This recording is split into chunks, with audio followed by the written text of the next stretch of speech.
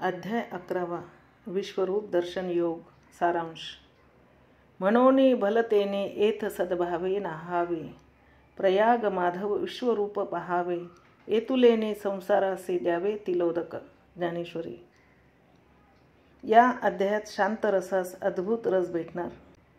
म्हणून ज्ञानेश्वर महाराजांनी या अध्यायाला प्रयाग क्षेत्राची उपमा दिली आहे व त्यामुळे वाटेल त्याला प्रयाग माधव विश्वरूपाचे दर्शन घेऊन संसाराला तिलांजली देता येईल.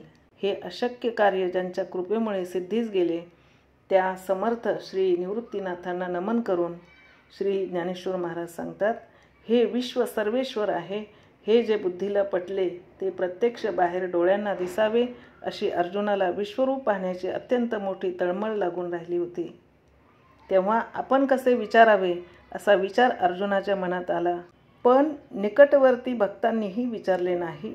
म्हणून भीतीने विचारावे तर विश्वरूप पाहिल्याशिवाय त्याला जगणेसुद्धा अशक्य वाटू लागले.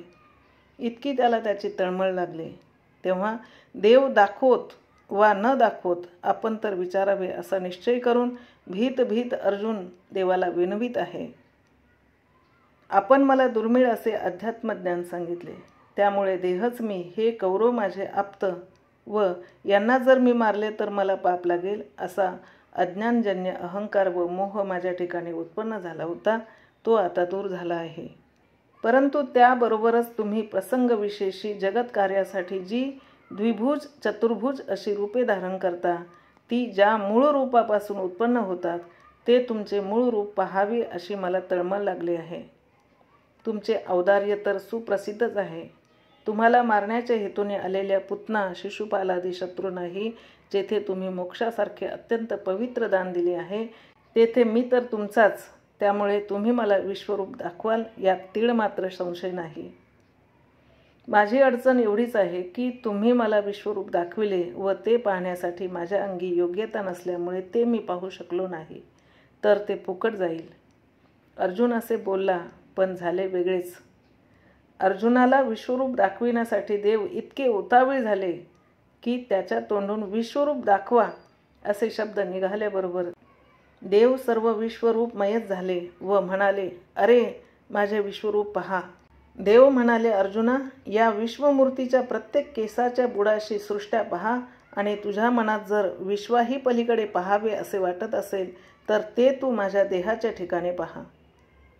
देव असे म्हणाले, पण अर्जुनाला दिव्य दृष्टी नसल्यामुळे त्याला ते दिसत नव्हते. तो तसाच उत्कंठित अवस्थेत स्तब्धच बसला होता. अर्जुनाने बजावले असून सुद्धा आपण विश्वरूप दाखविण्याच्या घाईत त्याला दिव्य दृष्टी देण्याचे विसरून गेलो हे जेव्हा देवाला कळून आले तेव्हा त्याला ती दिव्य दृष्टी देऊन विश्वरूप पाहावयास समर्थ केले.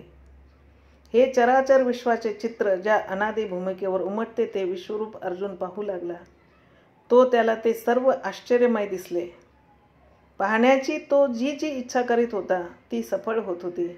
परब्रह्मच विश्वरूपाने भरून गेले होते. एवढे मोठे आकाश, पंचमहाभूते, पूर्वाधिक दिशा यांचा मागमूसही शिल्लक न राहता सर्व सृष्टीची रचनाच नाहीशी झाली. त्याच्या मनाचा मनपणाच नाहीसा झाला व स्वरूप समाधान प्राप्त झाले.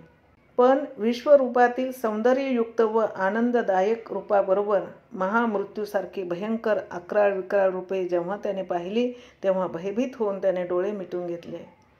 परंतु दिव्य दृष्टीचा प्रभाव असा होता की डोळे मिटले असताही अर्जुनाला ते विश्वरूप दिसत होते. व्यासमुनींच्या कृपेमुळे संजयलाही ते दिसले, म्हणून तोही आनंदित झाला होता. विश्वरूपाच्या तेजापुढे हजारो सूर्यांचे तेज फिके पडत होते. व्यापकपणाच्या दृष्टीने हे सर्व जग महासागरातील बुडबुड्याप्रमाणे भासत होते. अर्जुन विश्वरूप पाहता पाहता द्रष्टा व दृश्य हे द्वैत नाहीसे होऊन त्यात नाहीसा झाला. अष्टसात्विक भावांनी संपन्न होऊन ब्रह्मानंदावर तो अधिष्ठित झाला. तो आनंदाचा पूर ओसरल्यावर अर्जुन देवाची स्तुती करू लागला. मी यात कश्चित मानव असूनही आपण मला हे विश्वरूप दाखविले हा खरोखरी आपला थोरपणा आहे. या विश्वरूपात मला स्वर्ग, कैलास, चतुर्दश भुवने दिसत असून हे सर्व तुझे तूच झाला आहेस. आत्तापर्यंत माझ्या दृष्टीवर अज्ञानाचे पडळ असल्यामुळे तुला आम्ही चतुर्भुज रूपा एवढेच मर्यादित समजत होतो. परंतु आज तुझे आदी मध्यांतररहित आकाराचे पैलतीर असे खरे स्वरूप मला पाहावयास मिळाले. तुझ्या रूपातील तेजाच्या राशीमुळे सर्व विश्व संतप्त होऊन या महामृत्यूरूपी समुद्रात गटांगळ्या खात असताना मला दिसते. प्रळय काळचा रुद्रही मला भीतो, पण तुझ्या विश्वरूपाची कोपदृष्टी पाहिल्यावर मी भयभीत झालो आहे. हे कौरववीर व त्यांचे सैन्य, पूज्य भीष्माचार्य, द्रोणाचार्य, कर्ण हे सर्व यात नाहीसे होत आहे असे मी पाहत आहे.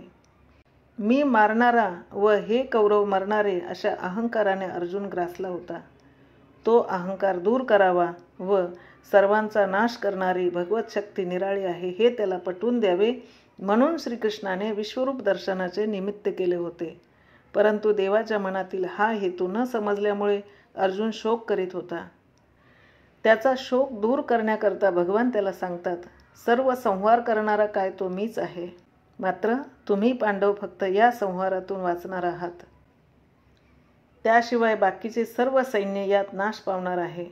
मी म्हणविणाऱ्या या सर्व योद्ध्यांना मी मागेच मारून मातीच्या चित्रांप्रमाणे निर्जीव केले आहे. आता अर्जुनाने शत्रूला मारले एवढेच फक्त जगात प्रसिद्ध व्हायचे शिल्लक राहिले आहे. ते काम तू कर. याप्रमाणे विश्वरूपी श्रीकृष्णाचे गंगेच्या ओघाप्रमाणे गंभीर भाषण चालू होते व अर्जुन शरणागत होऊन ते ऐकत होता व वारंवार भगवंताला नमस्कार करीत होता. त्याला वाटत होते की सध्याच्या स्थितिकाळ असताना भगवान प्रलयकाळचे हे संहारक रूप का दाखवित आहेत. त्याचे समाधान भगवंतांनी केले की हे संहारक रूप फक्त या दोन्ही सैन्यापुरतेच आहे. बाकीचे सर्व लोक आपापल्या योग्य समयी मरण पावतील. श्यामसुंदर श्रीकृष्णाचे अनादि निर्गुण हेच मूळ रूप असून तेच विश्वरूपाने विस्तारले आहे हे आता अर्जुनाला पक्के समजून आले. आतापर्यंत श्रीकृष्णाला तो बरोबरीचा समजून त्याची थट्टामस्करी प्रसंगविशेषी अवहेलना करीत होता. या सर्व गोष्टींचा त्याला आता पश्चाताप झाला व त्रिभुवनातही मावणार नाहीत एवढे अपराध माझ्या हातून झाले आहेत तर ते मातेप्रमाणे पोटात घालावे व पुन्हा श्यामसुंदर चतुर्भुज रूप धारण करावे अशी त्याने देवाला विनंती केली. आजपर्यंत कोणालाही प्राप्त झाली नाही ती वस्तू आपण दिली व हा ती वस्तू नको म्हणतो याबद्दल देवाला मनात त्याचा रागच आला. हे त्याचे करणे शरीराला सोडून छायेलाच आलिंगन देण्यासारखे वेडेपणाचे होते. म्हणून देव तसे त्याला बोलले, पण त्याच्या प्रेमास्तव पुन्हा तो देव चतुर्भुज झाला. सूर्य मावळल्यावर आकाशात जशा चांदण्या प्रगट होतात त्याप्रमाणे अर्जुनाला पुन्हा सर्व दृश्य पूर्ववत दिसू लागले. शेवटी देवांनी त्याला महत्त्वाचा उपदेश केला. गाय जरी डोंगरात चरावयास गेली तरी तिचे चित्त घरातील तिच्या वासरावरच असते. तसे तू विश्वरूपावरच आपले खरे प्रेम ठेवून चतुर्भुज मर्यादित रूपावर वरवरचे बाह्यातकारी प्रेम ठेव. या विश्वरूपाच्या ठिकाणी कोणत्याही साधनांचा, वेदपठन, तप, दान, यज्ञ यांचा लाग लागत नाही. चित्त जर माझ्या अनन्य भक्तीने भरून गेले तरच देह, अहंकार व द्वैत नाहीसे होऊन मी विश्वरूप आहे हे अनुभवाला येईल. अर्जुन हा सगुण रूपावर भाळला होता व देवांनी तर ते कमी योग्यतेचे ठरविले. म्हणून कोणते रूप श्रेष्ठ आहे असा प्रश्न देव रागवणार नाहीत अशा चातुर्याने तो देवापुढे मांडणार आहे व त्यातूनच 12वा अध्याय निर्माण होत आहे.